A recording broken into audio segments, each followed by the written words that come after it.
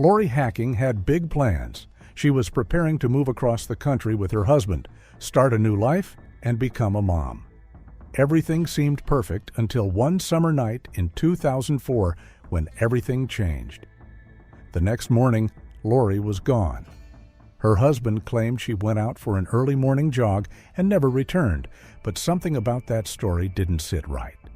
A missing woman, a clean apartment, a new mattress, and a husband whose story began to unravel. What really happened that night inside their home, and why was Lori's perfect life suddenly gone? This is the true story of Lori Hacking, a woman full of hope, a marriage built on lies, and a disappearance that shocked everyone. Lori Hacking was born on the last day of 1976 and adopted as an infant into a warm, faith-centered home. Her adoptive parents, Thelma and Geraldo Suarez, brought her into a life rooted in religion and culture, split between California and Brazil. Geraldo, a language teacher from Brazil, and Thelma, a fellow missionary he met in Rio de Janeiro, raised Lori with strong moral values. But when Lori was just 12 years old, her life changed dramatically. Her parents divorced after Geraldo left the family for a much younger woman, an event that shattered their long-standing union and uprooted Lori's world. The following year, Lori and her mother relocated to Orem, Utah, a quieter town with deep Mormon values. Despite the upheaval, Lori adapted quickly. She excelled academically, formed close friendships, and took pride in her independence. At just 16, she was driving herself to school in a car her father gifted her and earning her own money at a local car wash. But even as she thrived, she couldn't shake the feeling of being different in a conservative town dominated by large traditional families. Everything changed when Lori met Mark Hacking. They were the same age, born just months apart in 1976. Their connection sparked during a school camping trip and slowly evolved into a relationship. Mark, the son of a respected pediatrician, came from a picture-perfect Mormon family with 7 children. He was outgoing, well-liked, and carried ambitions to follow in his father's footsteps to become a doctor. Lori, drawn to his charm and drive, found in Mark both a partner and a dream. Their early relationship had its turbulence. Mark, during his Mormon mission in Canada, strayed from his faith, engaging in behavior that led to an early and shameful return home. To cover up the scandal, he spun a lie, one of many to come. Back in Utah, he and Lori rekindled their romance with greater seriousness. At the time, Lori was pursuing a business and political science degree at Weber State University. Her academic drive was unmatched. She was focused, determined, and earned a scholarship to support her education. After a year, she successfully transferred to the University of Utah, her first-choice school. As their love deepened, Lori thrived. She received the President's Award for Academic Achievement and continued excelling in her studies. Mark enrolled at the same university in a pre-med program, and their lives began to intertwine more closely. Friends described them as an ideal couple, devoted, affectionate, and always seen together. Mark often showed up with flowers and notes, making it clear that he adored her. In August 1999, the couple married, surrounded by family and friends. Lori had just finished her degree and soon landed a stable job at a bank. Mark, however, struggled to find a medical-related position that matched his aspirations. Eventually, he took a job as a medical assistant in a pediatric ward where he was praised for his warm demeanor and ability to connect with children. Yet behind the charm, Mark felt the pressure. His dreams of becoming a doctor were slipping away, limited by financial constraints and unmet expectations. Despite mounting challenges, Lori remained supportive. When Mark set his sights on attending medical school at the University of North Carolina at Chapel Hill, she encouraged him every step of the way. Her income sustained them, and her loyalty never wavered. In 2004, Mark received what appeared to be the break he'd been waiting for, an acceptance letter from UNC. Lori was ecstatic. They informed both families, gave notice at work, and prepared for their big move to North Carolina. Their future finally seemed secure. But what no one knew was that it was all a lie. There was no acceptance letter, There was no enrollment at UNC. Mark had never even applied. Summer 2004 was supposed to mark a turning point for Lori and Mark Hacking. With just a few weeks until their big move to North Carolina, the couple had no savings and no place to live. But they were full of hope. Then came unexpected news. Lori was pregnant. It was everything she dreamed of: family, motherhood, a future. The timing wasn't perfect, but they believed they could make it work. Soon after, Mark arrived home with a huge smile, claiming he'd secured student financial aid and qualified for university housing. Rent would be cheaper, and for the first time in a long while, the pieces seemed to be falling into place. Mark was on track to become a doctor, and Lori was expecting their first child. They were about to start a new life. But beneath the surface, something was off. Friends noticed Lori's excitement, but they also noticed that Mark had grown quiet and withdrawn. It wasn't like him. Still, major life changes can rattle anyone, and no one thought much of it. Then came July 19, 2004. At exactly 10:49 a.m., Mark Hacking dialed 911, reporting his wife missing. According to his story, Lori had left the house around 6 a.m. for a jog, a routine she kept up even in the final weeks of their time in Utah. But this time, she didn't come home. She never showed up at work either. Lori was still employed, even though she'd given notice. She was known for her reliability, never late, never a no-show. For her to simply vanish without a word was unthinkable. Mark told police he had gone looking for her. He checked the trails she usually ran, but found nothing. He insisted that under normal circumstances, he might have waited before alerting authorities, but Lori was pregnant, and that changed everything. Officers acted quickly. While some teams searched the trails and nearby parks, another group began what is routine in cases like this: investigating the spouse. Though their marriage appeared loving and stable, no possibility could be ruled out. Later that day, Lori's car was found parked at a local trailhead. It didn't appear out of place until detectives took a closer look. The car was unlocked and the keys were missing. That wasn't necessarily alarming, but what was strange was the position of the driver's seat. It was pushed so far back that Lori, who was petite, couldn't have reached the pedals. That small detail lingered in the minds of investigators. Witnesses at the park were questioned. One woman thought she saw Lori that morning. A brief spark of hope quickly extinguished when the sighting turned out to be a mistake. Despite hours combing the area, there was no trace of Lori, no clothing, no phone, no signs of a struggle. By that evening, a specialized search team was formed to expand the effort. News of Lori's disappearance spread quickly. Mark appeared at a press conference, teary-eyed, pleading for help and thanking the public for their prayers and support. Cameras flashed as he urged anyone with information to come forward. Meanwhile, two theories began to dominate the investigation. One, that Lori was the victim of a random act of violence during her morning run. Two, that someone close to her, possibly her husband, knew more than they were saying. Utah's wilderness provided a chilling possibility. With thick wooded areas and rugged terrain, it was easy for someone or something to disappear. Though no eyewitnesses reported seeing an abduction, police couldn't ignore another disturbing detail.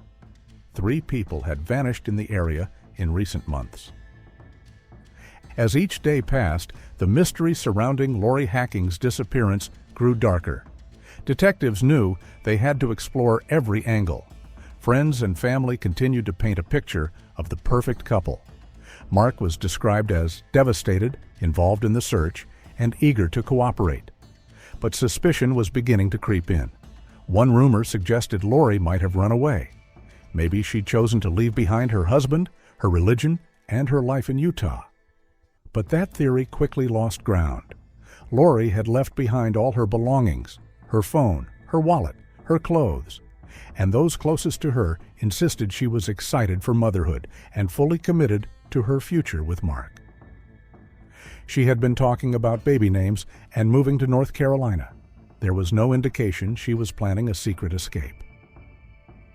When police searched the couple's apartment, Mark welcomed them in and answered every question without resistance. But something felt off. The apartment was almost too clean. The bathroom, in particular, smelled strongly of bleach and other cleaners. Investigators also found packaging for a new mattress, and that detail stood out. When questioned, Mark explained that Lori had stained the mattress due to her period, so he replaced it, a strange comment considering Lori was pregnant. While early pregnancy bleeding can happen, it's uncommon, and the timing felt suspicious. Detectives began checking Mark's records. What they found unraveled the story he'd been telling. At 10:23 a.m. on July 19th, the very morning he reported Lori missing, Mark had been shopping for a new mattress just 26 minutes before he called 911. He had told police that he'd gone out searching for Lori immediately after she missed her return from her morning jog, but his bank statements told a different story. He never mentioned the shopping trip in his original statement. When pressed again, his answers became vague. He mentioned browsing different stores, saying he had been looking for a mattress around 9 a.m., that most places were closed, and he couldn't recall the store's name, only that it was next to an R.C. Willey. Investigators were growing more alarmed. Then something unexpected happened. On July 20th, just one day after Lori's disappearance, Mark was found wandering the streets, naked except for flip-flops. A concerned witness called emergency services. He was picked up by first responders and taken to a psychiatric hospital, claiming he was having a mental breakdown due to the stress of Lori's disappearance. But authorities weren't convinced. It appeared more like an attempt to avoid mounting scrutiny. The turning point came the following day when one of Lori's co-workers approached police. She recalled a troubling incident that had happened just 4 days before Lori vanished. On July 15th, Lori had received a phone call at work from the University of North Carolina. She had reached out to the university to inquire about student loans. Something in that call upset her deeply. When it ended, her coworker saw Lori visibly shaken, her eyes full of tears. Without explanation, she left the office early.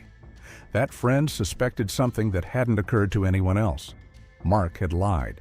He wasn't going to medical school. He'd never even been accepted. Detectives followed the lead and began investigating Mark's education history.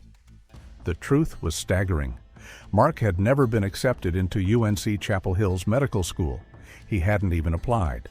Worse, he hadn't completed his undergraduate degree at the University of Utah, meaning he was never even eligible to apply to medical school in the first place. The entire story he told Lori, their families, and their friends was a complete fabrication. For years, he'd maintained the lie, telling everyone he'd graduated in 1999, the same year Lori had completed her degree. When no diploma arrived, he claimed illness had kept him from attending the ceremony and that he'd collect it later. No one questioned him. He even walked around campus with a backpack, pretending to be a student. He visited Lori regularly, giving the appearance of a committed pre-med scholar. In reality, he was constructing a life on a foundation of deceit, and now Lori, who had loved, trusted, and planned her life around that illusion, was missing. In the days following Lori's disappearance, pieces of the truth began to emerge, each one more disturbing than the last. Lori's mother remembered countless moments when Mark had asked for her help with essays, vented about physics exams, and insisted he was working hard toward medical school. It had all seemed so real, so how could it be that none of it was true? Lori's discovery of Mark's lies just 4 days before she vanished was no longer a theory. It was becoming an undeniable reality. The question was no longer if she knew, but what happened after she found out. Investigators, alarmed by the new revelations, returned to the hacking apartment for a second, more thorough search. This time, what they found left little doubt that a violent crime had occurred.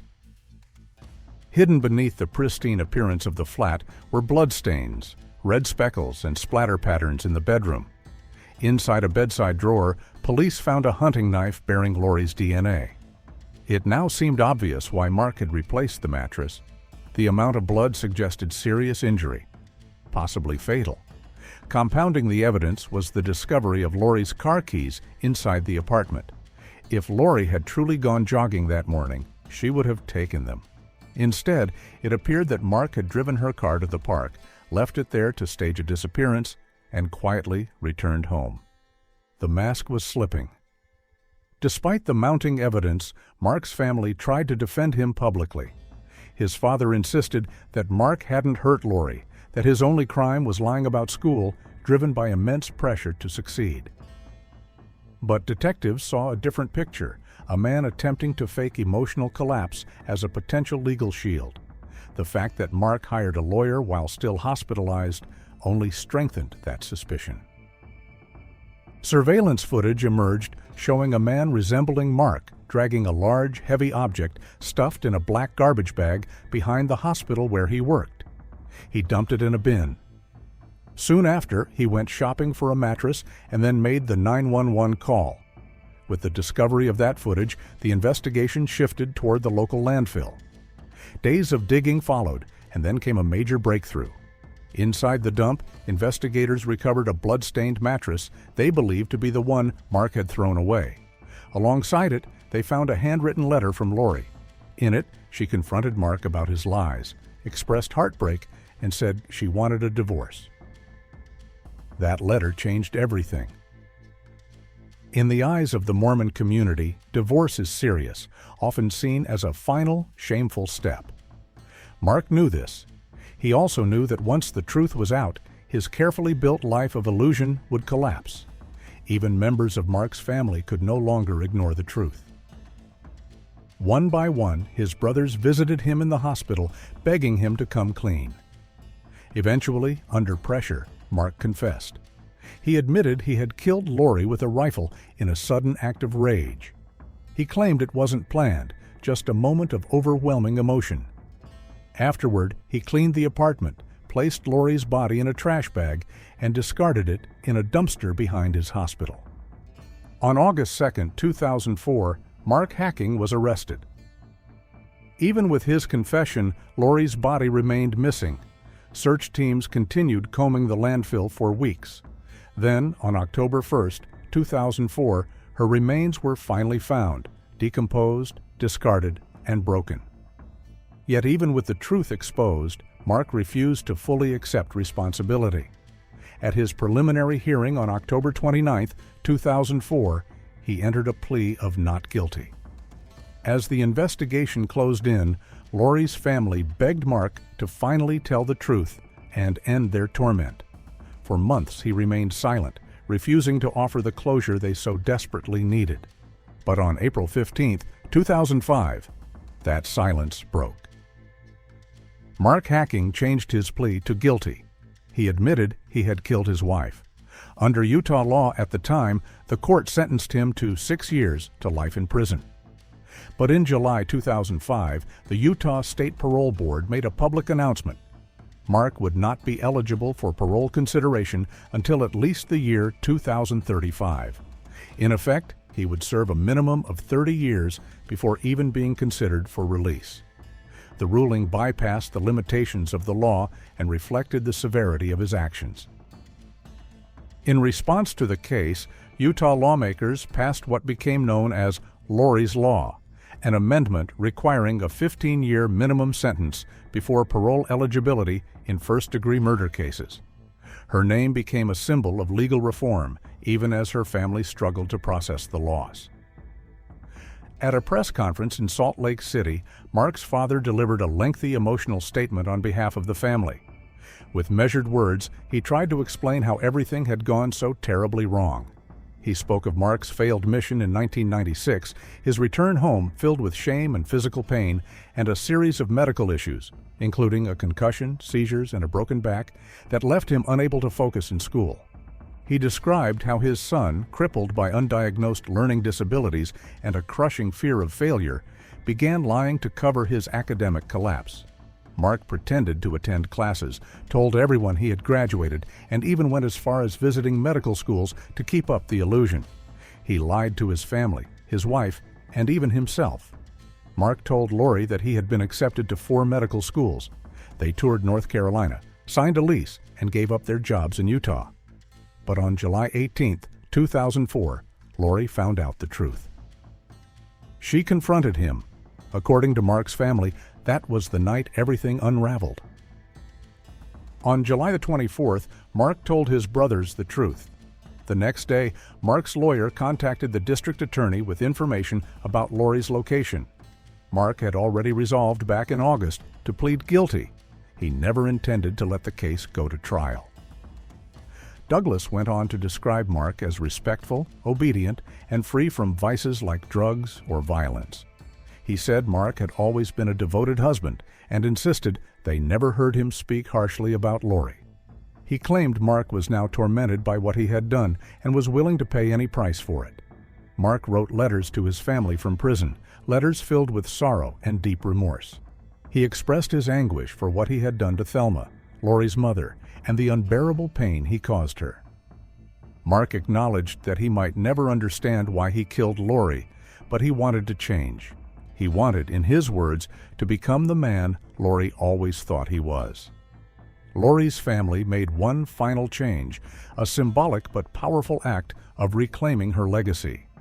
They removed the name Hacking from her headstone. In its place, they inscribed the Portuguese word filha, little daughter. For Thelma, the choice was clear. They just felt that Mark obviously didn't want her anymore. Lori is remembered as kind, intelligent, and full of promise, a loving wife, a devoted daughter, a woman on the brink of everything she had ever hoped for. Though her life was stolen, her light endures in the law that bears her name and in the hearts of those who refuse to forget her. Her story is a haunting reminder that the greatest betrayals often come from the people we trust the most. Thanks for tuning in. Don't miss out. Subscribe now for more thrilling investigations.